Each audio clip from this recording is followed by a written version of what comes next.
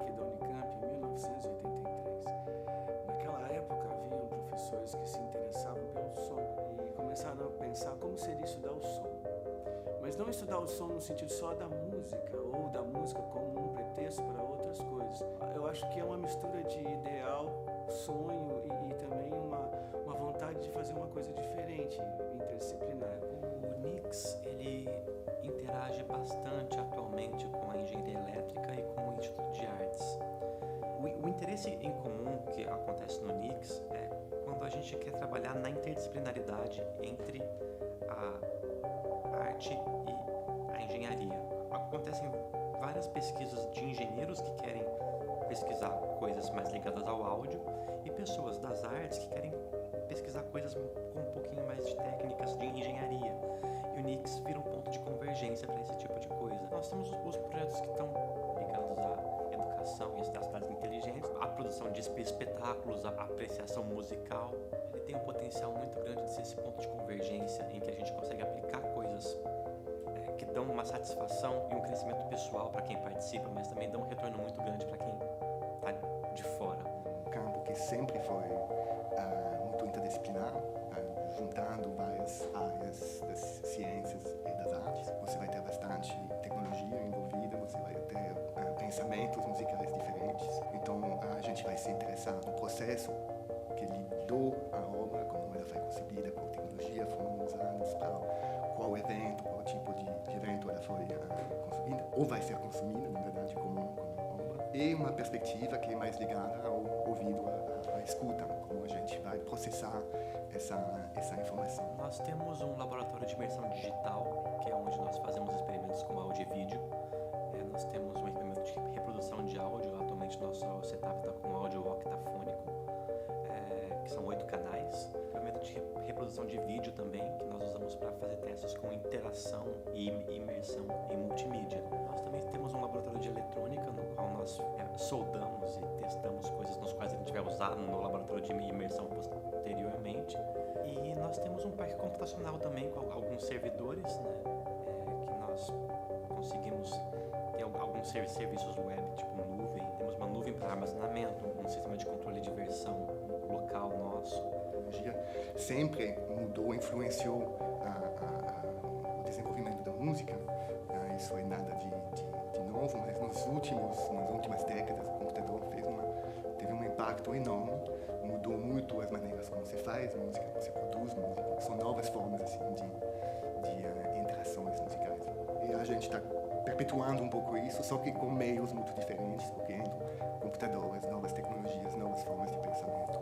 Mas sempre tem essa troca. Nosso trabalho no NICS vai juntar disciplinas que podem ser históricas, sociológicas, teoria da música, que é um campo específico, teoria da informação, computação. Depois, para o público geral, entre aspas, isso vai se traduzir em uma certa apreciação desse tipo de música, mudar um pouco o ouvido também, abrir as orelhas, entre aspas, das pessoas que vão talvez encontrar uma música que eles não conhecem. O NICS hoje ele é uma estrutura que trabalha com esse vetor da linguagem musical e a interface com a análise musical, criação computacional e a possibilidade de construção de obras multimodais e de criação. Então, nos 50 anos da Unicamp, nós criamos Descobertas, que foi uma obra que eu fui o compositor, o pessoal da dança, Dani Gatti, foi a coreógrafa, a Orquestra Sinfônica da Unicamp foi a executora, o coral sinfônico foi um grupo que executou também a obra com solistas. Então nós fizemos um trabalho também estrutura, vamos dizer assim, institutos. E a ideia de Descobertas era falar sobre a universidade. E na maneira com que a ópera foi concebida, nós não falamos sobre uma pessoa. Nós falamos sobre o que eu acredito que é o que nós fazemos aqui na universidade, que é criação. Todas as linguagens que estavam presentes em Descobertas, elas foram colocadas para exemplificar como nós todos aqui na universidade criamos.